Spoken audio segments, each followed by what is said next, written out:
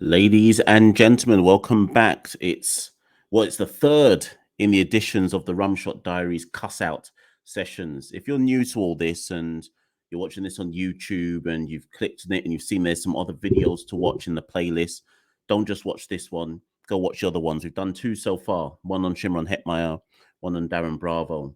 But today's cuss out, Christopher Henry Gayle, the universe boss. Now, let me just clarify for people. When I say cuss out, we're not cussing out the players. The Rum Shot Diaries cuss out and the concept that I've created here is more about talking on issues that have come up on social media, in the Facebook groups, in the news, just issues within West Indies cricket which have caused mass consternation. And yeah, you could argue, why don't you do a podcast episode on it? But for me, these are topics which require just a 20-minute cuss out. And today's one, like I say, I wanted to focus on the universe boss.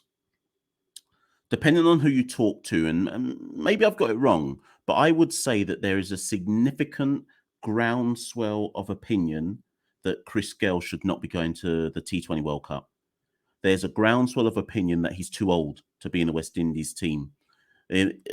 As recent as the T20 against Pakistan, I saw people tweeting as the game was going on. And bear in mind, that was only a 9-over game. And that's not a game to make any kind of grand statements on. 9-over game is basically a hit and giggle game. It has no meaning and no bearing on anything. But I saw people tweeting during that game saying that because Gayle got, 7 runs? Bear in mind that nobody made runs in the match apart from Pollard, right?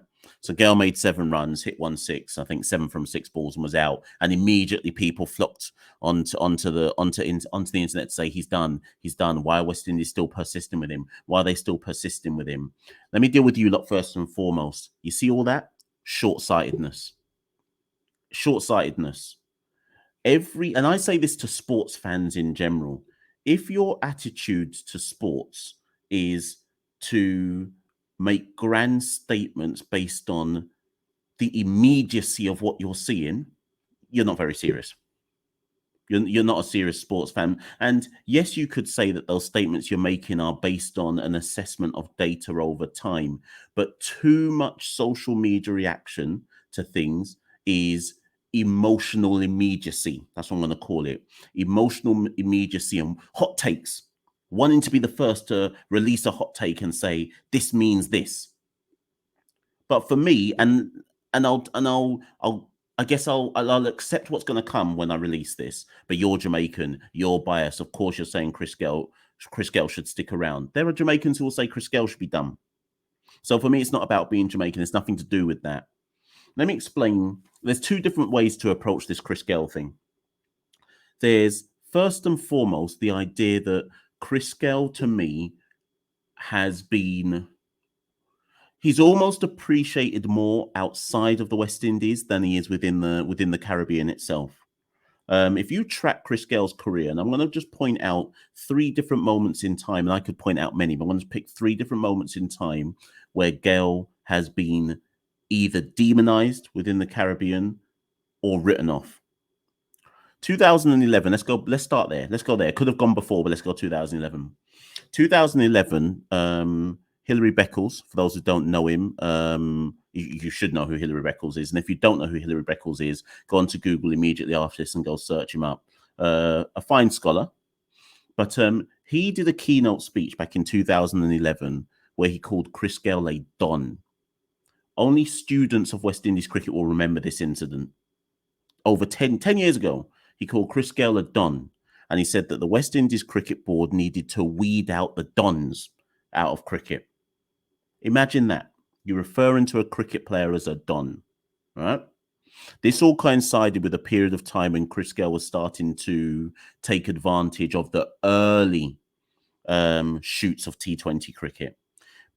Some people felt that Chris Gayle had too much influence in the West Indies dressing room, that he felt that he was above West Indies cricket because he dared to try and make a living outside of West Indies cricket. Chris Gayle, for those who don't remember, went through an 18-month period where he didn't even play for West Indies between about 2000 and late 2011, early 2014, didn't play for West Indies. Basically, he was dropped. He refused to sign a central contract.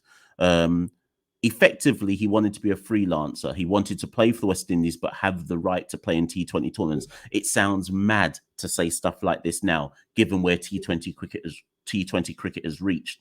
But back then, between in 2011, when he was suggesting things like that, he was treated as if he was trying to destroy cricket itself. So he was banned. Imagine Chris Gayle lost close to 2 years of his international career because West Indies Cricket Board refused to pick him. 2015, Dave Cameron, then president of Cricket West Indies, retweeted a fan's tweet demanding Chris Gayle be dropped from the West Indies team. Imagine that. Dave Cameron must not think I remember. And can I just say, Dave Cameron's a Jamaican. So anyone who thinks that this is about a Jamaican bias with Chris Gayle, there are Jamaicans who don't want Chris Gayle around or haven't wanted Chris Gayle around.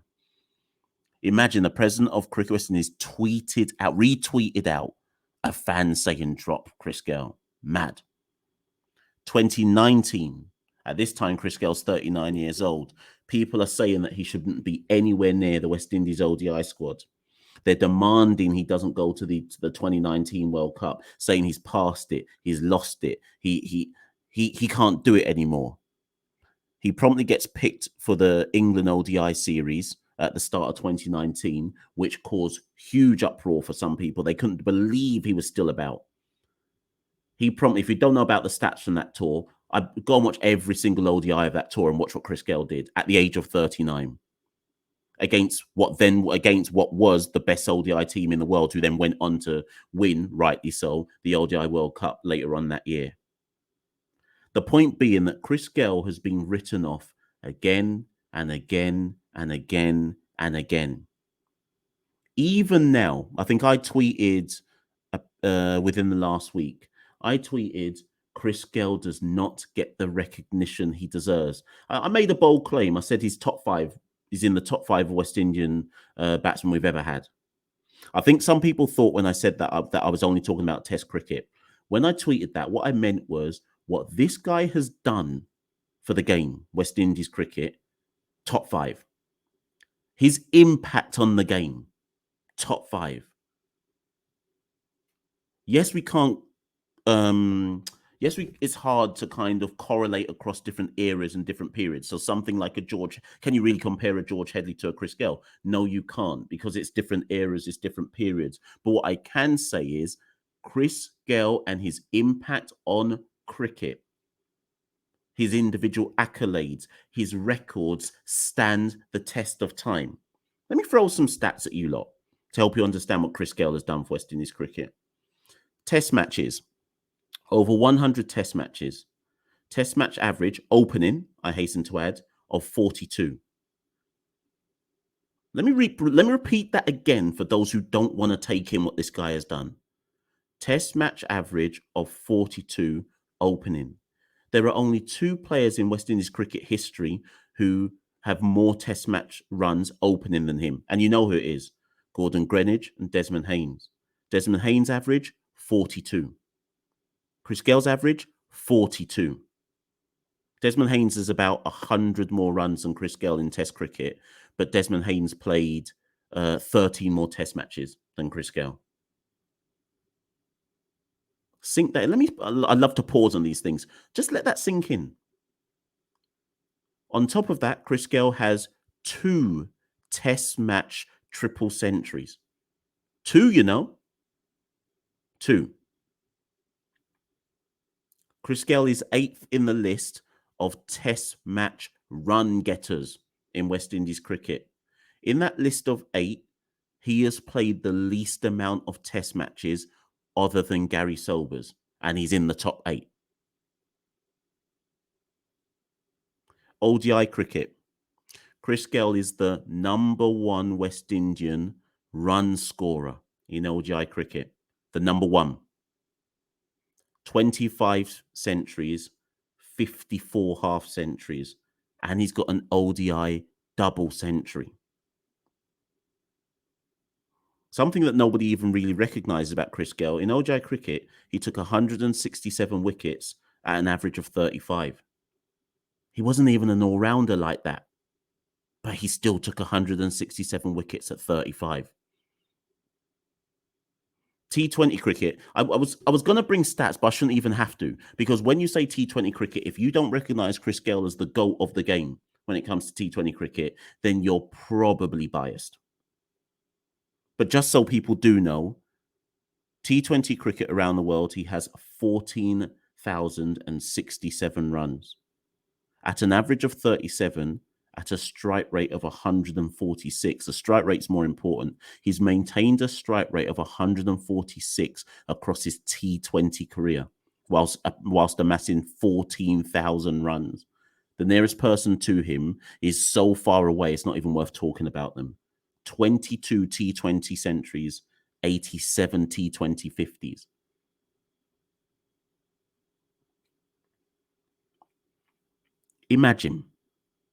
Imagine when we talk about Chris Gayle, we talk as if he hasn't done anything.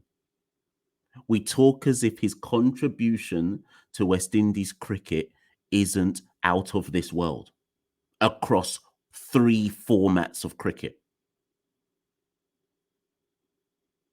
And now we fast forward to 2021, and we've got a massive debate going on about whether Chris Gayle should be going to the World Cup. But when I say a debate, we're only talking about a debate amongst the fans, because anybody who's studying properly, he's going to the World Cup. If you've been following our podcast from time, you know that both Santoki and myself have said that Chris Gayle will go to the World Cup. That's not open for debate. There is actually no debate about it. He's going to the World Cup. But I've done this particular cuss out session to address the fans and on social media and all the talking points with journalists and stuff about questioning his position and why is a 42-year-old going to a World Cup. That's what I'm really addressing here. Not if he should, why he is. Chris Gayle is the number 1 T20 star across his period. Pause. Your people are now going to say, yeah, but he's lost it. Why are West Indies still picking him? Surely there's someone better than him. When you've amassed that amount of runs, 14,000 plus, 22 T20 centuries, 87 T20 50s, your level of experience in the game is invaluable. Invaluable, I said. When we say take Chris Gayle to the World Cup, people need to realize that doesn't mean he has to play every game of the World Cup, but the man has to be there in the squad, because that level of experience cannot be left at home. That level of mentorship and guidance for the youngers, your Purans and your Hetmeyers, that can't be left at home. The number 1 tournament in T20 cricket is the IPL, right? Here's the other reason why Chris Gayle should still be going and playing in the T20 team, West Indies T20 team. In 2018, 2019, and 2020, Chris Gayle averaged in the IPL 41 runs. His strike rate in those 3 years, 2018, 146, 2019, 153, 2020, 137. The guy was doing that at 38, 39, and 40. And you lot are saying he's past it. Because when he plays for West Indies in some dege little T20 series, which are pretty much inconsequential, every time he gets out, you're saying he's past it. This guy at 41 is still commanding big IPL contracts, not just because of his brand, because he still reproduces at the highest level. The highest level is IPL. It's not international cricket. I saw someone post up, probably was on Facebook the other day, saying, why are we going to take Chris Gayle to the World Cup when all he does is produce in 1 of every 15 innings or something like that? That may or may not be the case. But you see that one time Chris Gayle produces, we win the match. And if that match is a key match, you still take him. In the 2016 World Cup, those of you who don't know your stats, Chris Gayle played 5 matches.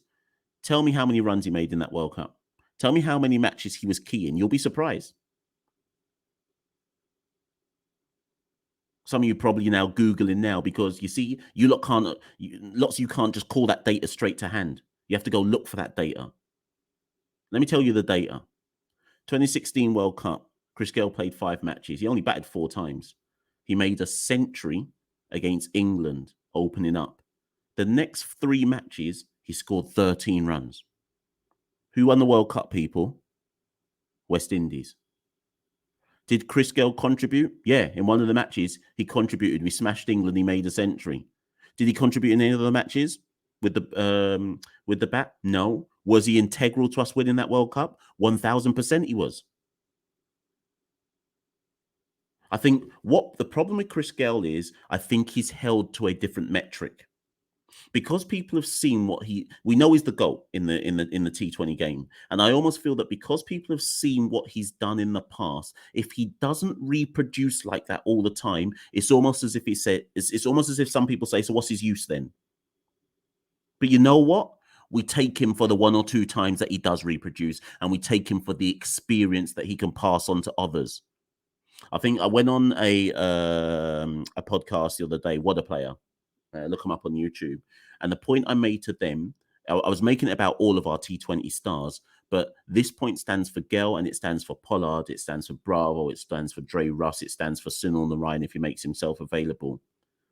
You see that level of experience those players have? All of them go. Remember when people were trying to say DJ Bravo shouldn't come back into the side? You lot are fools. Yeah, I said that. Remember, some of you now sweating going, I never said that. Yes, you did. Because I remember the uproar at the time. I remember the people saying the same level of argument. DJ Bravo can't come back. No, he's a mercenary. What can he offer to the side? Now people are looking at what Bravo's doing in these T20 games going, that's what Bravo offers to the side. But if you study T20 cricket, that was never in doubt. If you really study the thing, you should never have been questioning what Bravo can do. The level of experience that these guys have at the top level is invaluable. They've seen every scenario. They've played every type of T20 game. Yes, Chris Gayle's going to be 42 by the time the World Cup comes round, but you can't leave that experience at home. And if he goes to the World Cup and he comes off maximum only 2 times in the World Cup, it's still worth it. Because you see something, right? When Chris Gayle comes off, we win the match. It's that simple. Let me repeat that. When Chris Gayle comes off, we win the match. We call them players match winners. I would imagine that come the end of the World Cup, Chris Gayle is going to retire. He won't retire from 2020 cricket in terms of franchise cricket, but at the end of the World Cup, Chris Gayle is likely to retire from West Indies duty. And you see, when he finally does retire at the age of 42, let's give the man his flowers.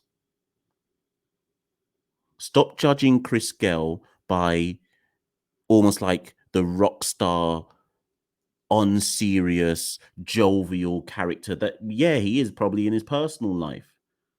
Because the problem is too many people don't want to separate Chris Gayle, the character, from Chris Gayle, the cricketer. And you see Chris Gayle, the cricketer, the guy's still a winner. 2-time T20 World Cup winner. #1 West Indian ODI run scorer. Top 8 Test cricket West Indian run scorer. Arguably the second best West Indian opener we've ever had. So I know some of you won't like that, but arguably he was better than Desmond Haynes. I'm not sure about Greenwich, but arguably he was better than Desmond Haynes. 2 Test triples, the T20 GOAT, and all now in the Caribbean, we don't want to give the man his flowers. He's going to the World Cup. We should know that. And even if you're watching this saying, no, but, he's going to the World Cup. That's not the question. The question is, why are we still trying to fight the man down? Let the boss, the universe boss, go to the World Cup.